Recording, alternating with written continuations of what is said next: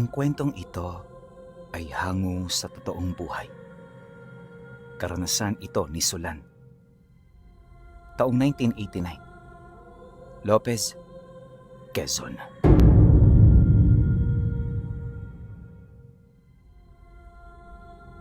Ilang henerasyon na kaming naninirahan sa Lopez, Pinuno. Magmula pa nung unang digmaang pangdaigdigan, dito na nakatira ang mga lolo at lola ko.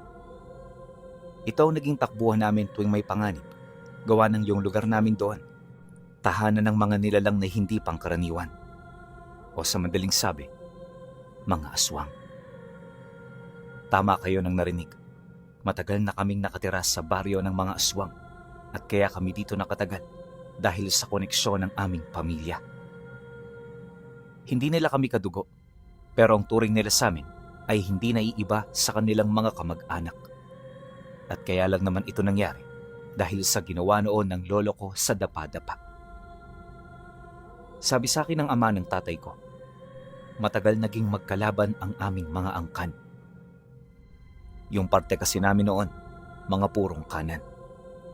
Kabi-kabilang away ang nangyari noon hanggang sa yung lolo ko sa dapa-dapa naging magkaibigan nung anak ng pinuno ng baryo kung saan kami noon nakatira. Palihim ang pagkakaibigan nila dahil tutol ang kanilang mga magulang sa kung anumang ugnayan nila. Marami ang gustong sumira noon pero sa bandang huli nagtagumpay ang lolo ko. Hindi nagtagal, dumating ang krisis sa kanilang angkan. Nagkaroon kasi ng panunugis noon sa mga aswang pinuno dahil yung mga Kastila noon galit na sa mga ito. At nagsimula ang lahat nung pinatay ng mga aswang yung anak ng praile. Ito ang naging mitya ng paglipol ng mga Kastila sa kanila. Hindi nila kaya ang puwersa ng mga Kastila pinuno sa kadahilanang ang mga ito ang nagdadala ng mga banal na relikyas ng simbahan. Ito ang ginamit nila para paslangin ang mga nilalang hanggang sa maapektuhan na nito ng husto ang angka ng kaibigan ng lolo ko. At nung mga panahong yon, wala na silang matakbuhan. Kaya nagdesisyon ang kaibigan ng lolo ko na humingi sa kanila ng tulong. Hindi naging madali ang paghingi dahil nais ng ama ng lolo ko noon na magkaroon sila ng kasunduan. Naniniwala ito na balang araw ay kakailanganin din namin ang tulong mula sa kanila. At hindi nga ito nagkamali. Ayon sa ama ng tatay ko, umabot ng ilang taon ang kanilang pakikipaglaban. Sa sobrang tindi ng kanilang pinagdaanan, marami sa mga aswang ang napilitang maging gerilya hanggang sa magkaroon na sila ng laban sa Kastila.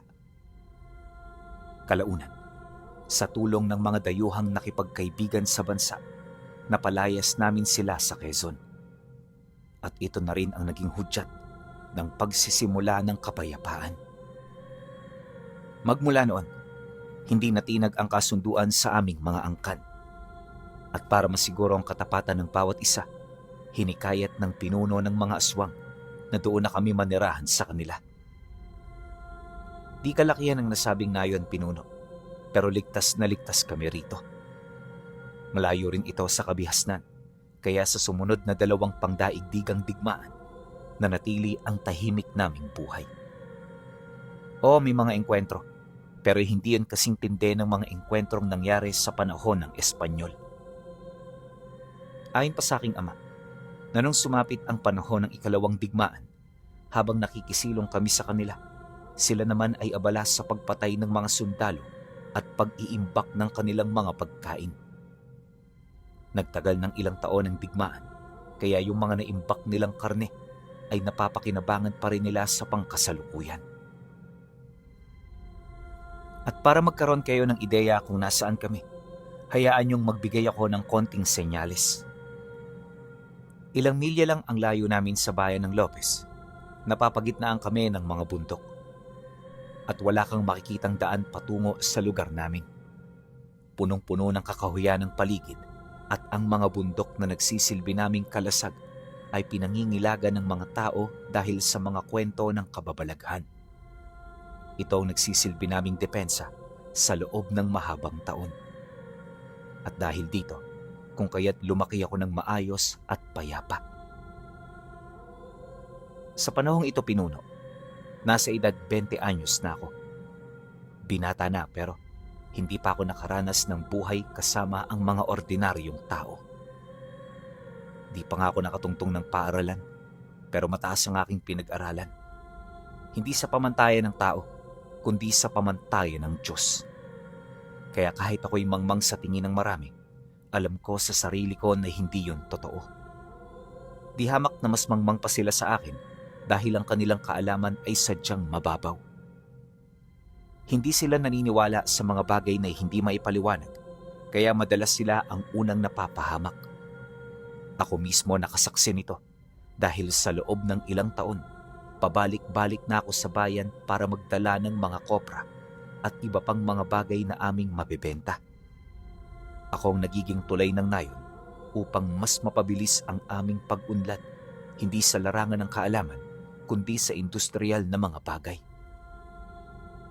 Kahit papaano, madali akong natututo, kaya agad kong nauunawaan yung mga kagamitang minsan ay hindi ko mawari kung ano ang halaga at pakinabang. Magmula noong natuto ako, mas lalong sumaya ang aming baryo. Ang mga nilalang na kasama namin natuwa sa mga bagay na dala-dala ko. Akala ko nga, ito na ang hudyat ng pagbabago, pero hindi pa pala. Dahil lang hindi ko alam noon, sa kabila ng lahat ng aking ginagawa, meron pala itong kaakibat na panganib. At nagsimula ito noong may nakilala akong kaedad ko sa bayan. Aping ang pangalan ng Pinuno. Masiyahin, mapagbiro, at hindi mahilig magtanong kung saan ako nanggaling. Basta kagaya ko, nagbebenta rin ito sa saud. Ito palagi ang aking kausap, hanggang sa makuha nito ang tiwala ko. At mula sa pagiging magkaibigan, parang naging magkapatid na ang aming turingan. Kapag maagang nauubos ang aming mga saud, madalas akong tumambay sa bahay nila para magpahinga. Ganon at ganon palagi ang aking ginagawa, kaya di naman ako gaanong nagduda. Pero pagpasok ng taong ito, habang tumatagal ang aming pagsasama, may napapansin akong kakaiba sa bahay nila.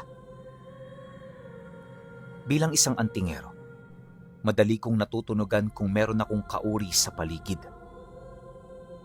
Ilang minuto lang ang lumipas sa aking pagmamasid, may mga nakita akong tao na mabilis na pumapasok ng bahay. Pag-upo nito sa sala kung saan kami naroon, agad ako nitong pinagtulungan hanggang sa natalian na nila ako sa aking mga braso. Gustuhin ko mang lumaban pero huli na ang lahat. Maya-maya pa, pagkalma ng bawat isa sa amin, tsaka ko nakita ang matandang lalaki na huling pumasok ng silid. Pagpang-abot ng aming tingin, nakita ko itong nakangiti habang nagsasalita sa akin. Ikaw si Solan, hindi ba? Anak nila Bae at Kudong? Ilang taon na kayong magkaibigan ng apo kong ito? Bakit ka pumupunta sa lugar na ito? Ano ang pakay mo? Nang marinig ko ang pangalan ng aking mga magulang, napagtanto ko na kilala kami ng matandang yon. Kaya sa halip na magmaang-maangan, sinagot ko ito sa abot ng aking kaalaman. Wala kaming binabalak na masama sa bayang ito. Naparito ako para maghanap buhay. Kung gusto ninyo, ang mga magulang ko ang tanungin ninyo. At sino namang hangal na taong magtatanong sa mga magulang mo? Akala mo ba hindi ko alam na mga kasamahan kayo ng mga aswang? Totoo, mga antingero kayo. Pero hindi ibig sabihin nun, puro namin kayong kapanalig dahil wala kayong pinagkaiba sa mga sigbing instrumento ng mga aswang. Nang marinig ko ito, biglang nandilim ang paningin ko. Gustong-gusto kong sunggaban ng matandang yon pero hindi na ako nakapalag pa dahil sa dami ng taong nakahawak sa kamay ko. Maya-maya pa, tanging pag-iyak na lamang ang aking nagawa habang paulit-ulit ko silang pinagmumumura. Pinagbantaan ko rin ang matanda na wag niya akong papakawalan dahil sa sandali na ginawa niya yon, babalikan ko siya para patayin. Ang kaso, hindi nito sineryoso ang banta ko. Yun bang Nakasisiguro ito na malayo ang agwat ng pagitan ng aming mga kakayahan. Akala ko dala lang yun ang yabang, pero pagkaraan ng ilang minuto, pasimple nitong ipinakita sa akin ang habak nitong may tari ng manok kasama ng ngipin ng kalabaw at maliit na peraso ng mutya ng sungay ng kambing. Nung makita ko ito, tsaka ako napatahimik. Sa puntong yun kasi, naunawaan ko kung bakit tinatawanan ako ng matanda. Tunay ngang malayo ang aming pagitan. Kaya para hindi ako mapahamak, pinili ko na lang na manahimik at sumunod pagkatapos ko itong masilayan. Nang mapansin naman ito ang aking pananahimik, tsaka ito lumapit. Ipinapangalandakan pa rin ito ang taglay niyang mga mutya. Animo yon ang paraan niya para sindakin ako. Pagharap naming dalawa, masaya itong bumulong sa akin ng, Mukhang alam mo kung para saan ang mga mutyang ito. Matalino ka, Sulan. At dahil matalino ka, alam kong susundin mo ang lahat ng ipinag-uutos ko. Bumalik ka sa nayo ninyo. Ibigay mo sa iyong mga pinuno ang mga mensaheng ipapadala ko. Sabihin mo sa kanila, may lamat na ang araw ng pananatili nila sa lugar na yan. Kailangan na nilang umalis at magpakalayo-layo ng Lopez kung ayaw nilang tuluyan ng matuldukan ng kanilang angkan. Pagsapit ng susunod na buwan, tsaka kami sasalakay. Walang eksaktong araw, kaya kung hindi pa kayo nakakaalis sa mga oras na yan, ihanda niyo ang inyong mga sarili. Pagkasambit nito ng mga katagang yan, tsaka ako pinakawala ng mga kasamahan nito. Sa takot ko, dali-dali akong tumakbo papalabas hanggang sa makalayo na ako ng bahay. Hindi ako tumigil sa pagtakbo hanggat hindi ako nakakalabas ng bayan. At nung marating ko ang gubat na nagdudugtong patungo sa amin, tsaka ako naging mahinahon sa paglalakad. Dala ng takot at matinding pag-aalala, hindi na ako nag-isip pa ukol sa mga posibleng markang iniwan nila sa aking katawan. Kalaunan, nang makarating ako ng nayon, sinalubong ako ng aking mga magulang. Sa bukana pa lang, ramdam ko na ang pag-aalala nila sa akin. Yun bang alam nila ang nangyari? Nang magkaharap na kami, tsaka ko nalaman ang tungkol sa mga tagapagmasid ng aking ama na palaging nakasubaybay sa akin saan man ako magpunta. Ito ang naging daan nila upang malaman ang mga pangyayari. Ngunit sa aming pag-uusap, may nakita itong puting duwende sa balikat ko. Biglang tumalon ang nilalang, hanggang sa mabilis itong bumaon sa lupa. Segundo lang ang pagitan nung maglaho ito, kaya hindi na namin ito hinabol pa. Matapos nun, inilahad ng tatay ko ang posibleng dahilan kung bakit may kasama akong laman lupa. Pagkabanggit nito sa akin ng mga bagay na yon, tsaka nito kinausap ang mga kasama namin sa nayon na may lahing aswang.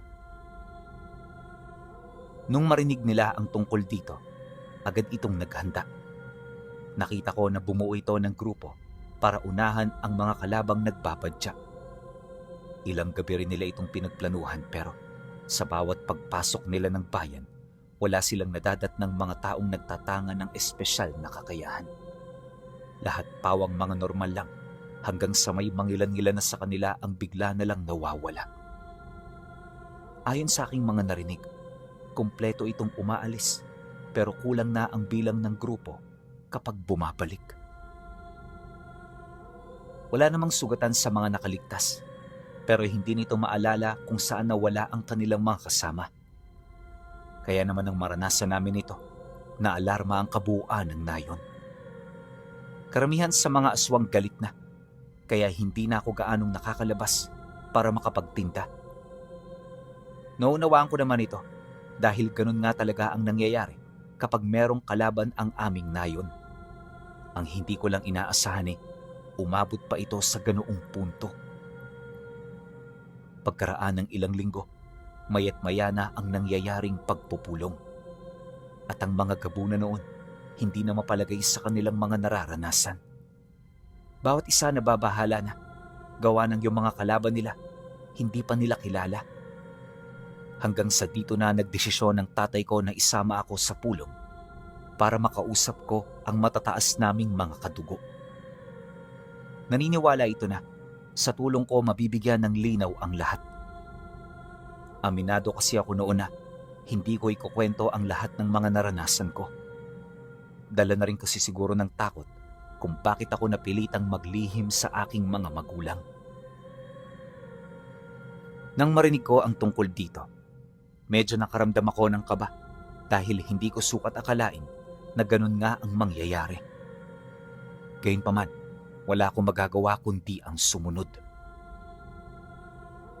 Sumapit ang gabi. Pumunta kami sa bahay ng gabunan na kilala sa tawag na Amok. Itong si Tandang Amok Pinuno, usap-usapan na 2 siglo nang nabubuhay sa mundo. Marami na rin itong napatunayan at bantog na sa lahat ng lahi ng mga aswang ang kanyang pangalan. Taliwas sa mga ordinaryong aswang, nagtatangan ito ng mga kakaibang kapangyarihan. Marami itong kakayahan at hindi ito basta-bastang nagagapi ng kung sino-sino. Di man sa pagmamayabang pinuno pero sa kabuoang buhay ng gabunang yon, marami na itong napatay na antingero. Mga antingero na kagaya ng kalaban namin, hangad din ang pagkawasak sa nayong bumuo sa aming pagkatao.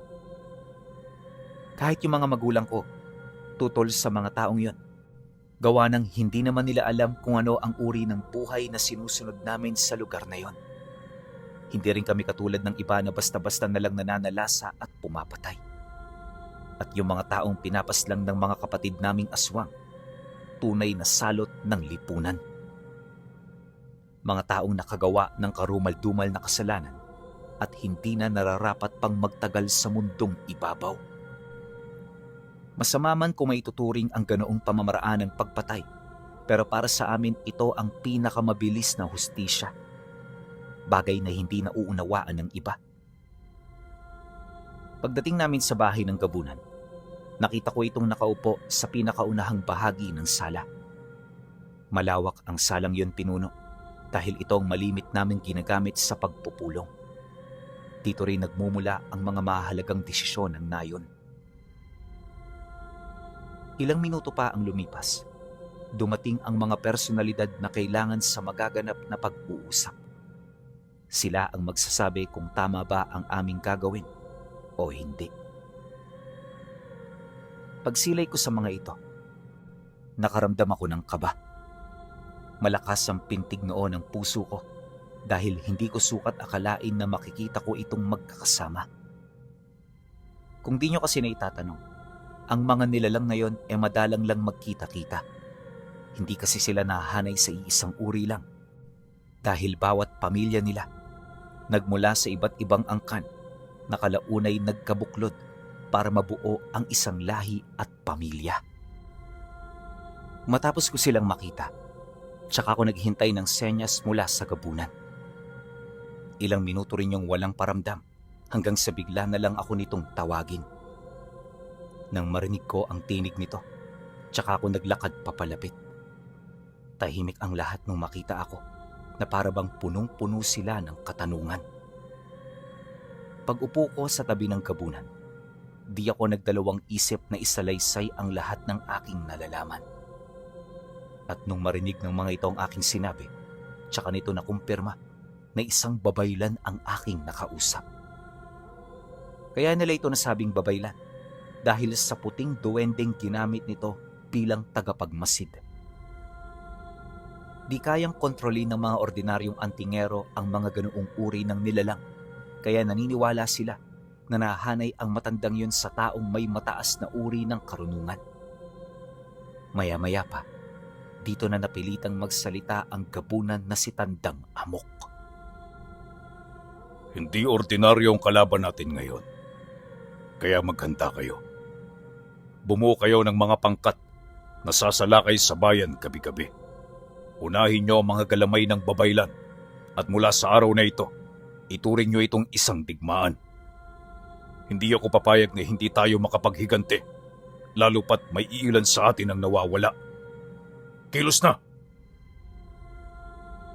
Pagkasambit nito ng mga kataga, tsaka nagsitayuan ang mga pinunong naroon. Pag-alis ng mga ito, naiwan ako sa harapan ng gabunan. Walang imikan, basta nakatitig lang. At kung hindi pa ako nilapitan ng tatay ko, paniguradong hindi ako roon makakaalis. Mabuti na lang agad itong lumapit, kaya nakalayo kami sa matanda nang hindi pa kami nito natatanong ng masinsinan. Kinagabihan noong araw, binisita ako ng gabunan sa aming bahay. Nagkausap kami sa plano at ang gusto nitong mangyari, manatili ako sa baryo. Ako ang magiging daan nila para mahanap ang babaylang tinutukoy ko. Nang marinig ko ito, medyo natakot ako, gawa ng alam ko sa sarili ko na may masamang mangyayari kung gagawin ko ito. Binalaan na kasi ako ng babaylan at hindi ko yun makakalimutan. Pero dahil sa panguudyok ng aking mga magulang, wala rin akong nagawa kalaunan.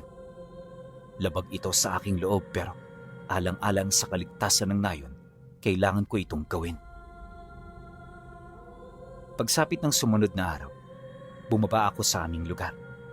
At nang makarating ako ng bayan, agad ako naghanap ng mga taong makakatulong sa akin. Bitbit ko noon ang natitirang pera ng bawat isa sa amin dahil ayon sa gabunan, kakailanganin ko ito sa aking pananatili. At sa awa naman ng Diyos, pagdating ko roon, meron akong nalapitang pamilya na kakilala ng isa sa mga taga roon sa amin. At kagaya nila, may dugong aswang din ang mga ito. Ito ang nagturo sa akin ng pamamaraan sa kanilang lugar at kung ano ang kinakailangang gawin para makalapit sa mga taong pakay namin. Isang buong linggo ko itong pinagmasdan pinuno hanggang sa malaman ko na naninirahan ang mga ito sa isang lumang simbahan. Gabi lang sila roon pumupunta dahil kapag umaga, abala sila sa kanilang mga ginagawa. Ang kaso lang kapag sumasapit ang gabi, may mga nakikita akong kakaibang nangyayari sa simbahan. Makailang beses ko nasaksihan ang pagdala ng mga ito ng mga taong alam kong nagbabalat kayo. Hindi ko na nakita kung anong mga sumunod na pangyayari, pero lahat ng mga taong nadakip nila at dinadala sa loob nito, di na nakalabas pa. Katagalan ng aking pagmamasid, dito ko nasilayan ang iilan sa aking mga kakilala. Nakita ko itong nagmamakaawa pa pero yung mga taong nakadakip dito, halang ang mga kaluluwa. Di nila ito kinakausap, ni tinitingnan. At nung makapasok na ito sa loob ng simbahan, tanging ang tunog na lamang ng pinto ang aking narinig. Matapos nun, dito ko nakausap ang aking kasama sa pagmamasid. Hindi ako sigurado pero ang duda ko, may kulungan sa loob ng simbahan. Ipaalam mo to sa inyong pinuno dahil dito nyo posibleng matagpuan ang mga kauri nyo na matagal nyo nang hinahanap. Pero mag-iingat kayo sapagkat ang simbahang yan nagtataglay ng mga sinaunang relikyas. Duda ko, babayla na nagmamay-ari sa lahat ng yon. Abisuhan mo sila. Mag-iingat ka. Di pa man ito tapos sa pagsasalita, bigla itong tinamaan ng ligaw na palaso. Ang palasong yun ay tumagos sa mukha ng kasama ko, kaya agad itong binawian ng buhay. Pagbaling ko ng tingin sa may bandang simbahan, dito ko nakita ang mga antingerong nagtataglay ng mga nagliliwanag na pana. Sinubukan pa ako nitong asintahin, pero nakailag ako, hanggang sa tuluyan na ako ritong nakalayo. Akala ko matatakasan ko sila, pero di pa man ako nakakalabas sa lugar na yon. Narinig ko ang mga itong nagsisigawan habang mabilis na sumasakay sa kanilang mga kabayo. Alam ko na mahuhuli ako ng mga ito kapag dumaan ako sa kalsada, kaya ang ginawa ko agad akong pumasok sa looban ng gubat. Dali-dali ko ring ibinaba ang aking bakod at puder, kasabay ng pagtago ko sa mga tangan na naglalabas ng kakaibang presensya. Matapos nun, mabilis kong tinahak ang kasukalan ng kakahuyan hanggang makalayo na ako.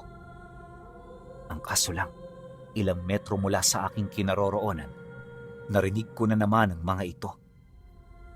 Pilit nitong sinusundan ang aking bakas, kaya kahit pagod na, pinilit ko pa ring umusad.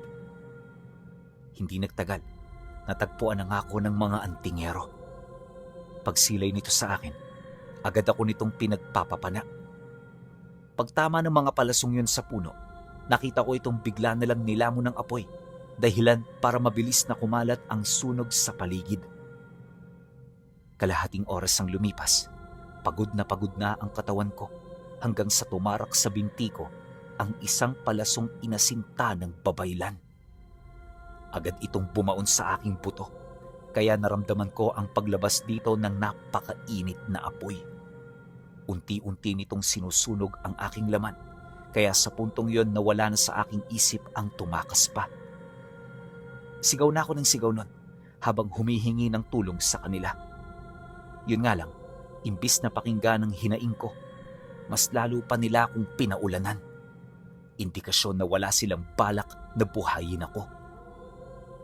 Kaya sa kagustuhan kong makaligtas, nagtago ako sa trosong nilalamon na ng apoy. Matinding init ang naramdaman ko pero hindi ako sumuko. Maya-maya pa, may milagrong nangyari. Habang nagtatago ako, nakarinig ako ng huni ng mga aswang sa paligid. Sa isip-isip ko noon, yun na mga kadugo namin, kaya nabuhayan ako ng loob. Kaya kahit nang hihina, tinawag ko sila hanggang sa makita ko ang pangkat nila na lumilipad sa karimlan ng langit. At nang marinig nito ang aking tinig, agad itong bumulusok habang umiikot sa buong direksyon ng lugar ang kanilang mga atungal. Nung marinig ko ito, nabuhayan ako ng loob. Alam ko na malapit na ang tulong, kaya sinikap kong huwag mamatay sa lugar na yon. At habang ako'y umuusad, dito ko narinig ang mga dagungdong sa paligid. Literal na parang mga bombang nagsisibagsakan ang mga aswang para atakihin ang hanay ng mga antingerong tumutugis sa akin. Paglayo ko ng bahagya, dito ko nakita ang ama ko na madaling bumaba sa bundok kung saan ako naroon. At nang magkalapit na kami, tsaka ko nito kinaladkad papalayo. Dali-dali kaming nagtago sa mga kakahuyan hanggang sa makaramdam na kami ng kaligtasan. At pagkatapos nun, nakita namin kung papaano makipaglaban ang aming mga kasamahan. Kasakasama ng mga ito ang gabunan ng lahi, kaya naniniwala ako na kami ang magtatagumpay nung mga sandaling yon. Ang kaso lang, habang tumatagal ang paglalaban, kapansin-pansin ang mga relikyas na ginagamit ng mga antingero. Dahil sa mga ito, kung kaya't nahihirapan ng husto ang aming mga kasama. Mabilis ding nalagas ang bilang nila hanggang sa ang matira na lamang ay yung mga gabunan. Nung makita ito ng tatay ko, tsaka nito hinugot ang sundang sa kanyang bewang habang nagwiwika sa aming mga kadugunang. Kailangan ng tulong ng ating mga kapatid. Huwag tayo mag-alangan na patayin ang ating mga kalaban. Ituring nyo silang mga demonyo. Huwag kayong magpakita ng anumang awa. Nang marinig ko ito, dito ko napagtanto na handa na silang makipaglaban. Pagsugod ng mga ito, naiwan ako sa lugar na yon ng mag-isa. Walang kahit na sinong karamay habang patuloy na iniinda ang pagkatusta ng aking laman. Nung mapagtanto kong kumakalat na ito sa aking binti, napilitan akong tadtarin ng paa ko gamit ang sundang na iniwan ng aking ama. Hindi madali ang pagputol ng binti, pinuno. Dahil sa bawat pagtaga ko rito, halos hindi ko maisalarawan ang sakit na nararamdaman ko, lalo na kapag nadudurog na ang buto ko. Muntik-muntika na rin akong mawala ng malay nun. Mabuti na lang nilakasan ko ang aking loob. Nang maihiwalay ko na ang aking binti, tsaka ko ito binentahan ng damit ko. Sinikap kong huwag maubusan ng dugo dahil walang makakatulong noon sa akin kung sakali man. Mabuti na lang talaga, may alam ako kahit papaano sa mga ganoong bagay, kaya nakaligtas ako sa tiyak na kamatayan.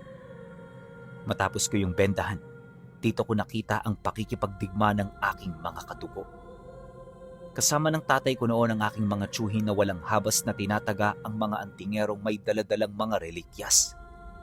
Sinubukan ng mga itong lumaban gamit ang mga pangontra, pero hindi ito umepekto sa kadahilan ng parehas silang kanan. Dahil dito, kung kaya't mabilis na natalo ang grupo ng antingero.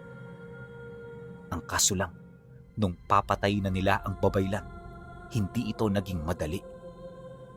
Napakalakas ng kabal nito, kaya kahit ubod ng talimang kanilang mga armas, hindi ito basta-bastang tinatablan.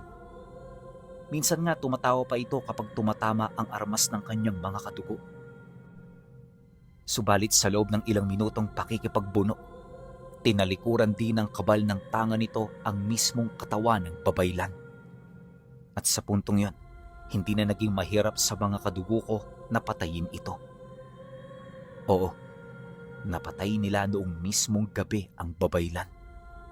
At kaya ito naging posible dahil sa pagtangka nitong paslangin ako. Ang kanilang pagsugod ng walang plano ang naging daan upang rumupok ang kanilang depensa. Ayon nga sa gabunan, kung hindi ito nakalayo ng simbahan, posibleng hindi yon mamatay. Magmula noon pinuno, naging mainit ang ibang mga antingero sa amin. Ang nayo namin ang palagi ng hinahanap, kung saan nagdulot ito ng matinding kahirapan para sa aming parte. At kalaunan, para malagay kami sa tahimik, nagdesisyon ang aming mga kaibigang aswang na umalis. Dahil dito nawala ang pagdududa ng mga antingero. Ito na rin ang naging daan upang bumalik sa kapayapaan ang aming buhay. Gayunpaman kahit ilang taon pa ang lumipas, sadyang hindi ko makakalimutan ang tungkol sa pagkamatay ng babaylang pinagtulungan ng gabunan at antingero.